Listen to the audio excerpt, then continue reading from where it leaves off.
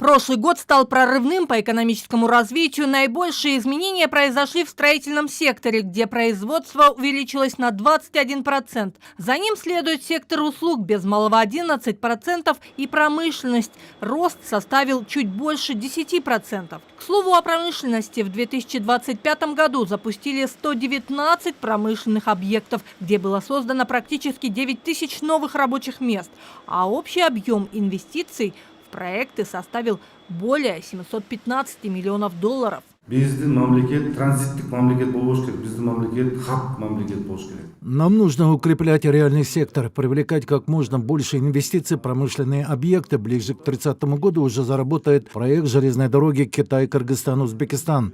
Это позволит развивать регионы и укреплять те местности, через которые проходят железнодорожные пути. Мы должны стать не просто транзитной страной, а торговым хабом. Каждый товар, проходящий через территорию нашей страны, должен приносить пользу государству и его народу.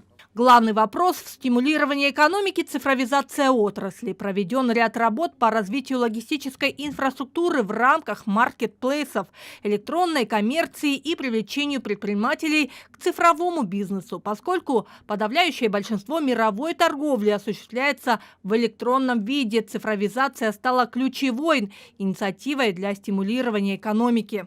Создаются площадки по улучшению потока объемов торговли, в частности по швейной промышленности, легкой промышленности, по экспорту сырья, по экспорту сельхозпродукции. Также улучшение будет проводиться по поддержке экспортеров. Как уже неоднократно говорилось, вопросы субсидирования.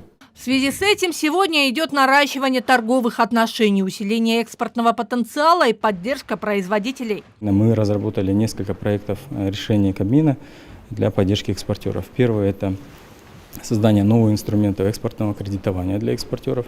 В рамках данной работы мы проводим именно работу совместно с несколькими финансовыми институтами государственными. И в 2026 году мы планируем запустить пилотный механизм. Второе направление – это возмещение расходов, связанных с экспортной деятельностью.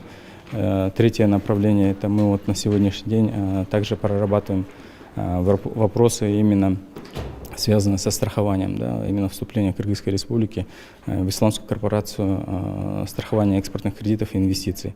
В последние годы Кыргызстан становится известен миру своей прекрасной природой, а туристическая индустрия стала прибыльным источником дохода и локомотивом экономики. Крупные мировые компании проявляют интерес и вносят вклад в реализацию масштабных туристических проектов. Важными стратегическими проектами фонда являются это горнолыжный кластер, Байтик Mountain Resort, который будет направлен на всесезонный сервис, в том числе Чаткал резорт, который также будет носить всесезонный характер. Далее для спортивного имиджа нашей страны предлагается Тамга Тосор, расположен в Жетыгульском районе, по олимпийскому циклу подготовки спортсменов. В том числе и ряд инфраструктурных объектов у нас есть, Rest Point, как отметили. Сегодня же на повестке не только планы на год текущий, но и реализация проектов согласно национальной программе развития до 2030 года.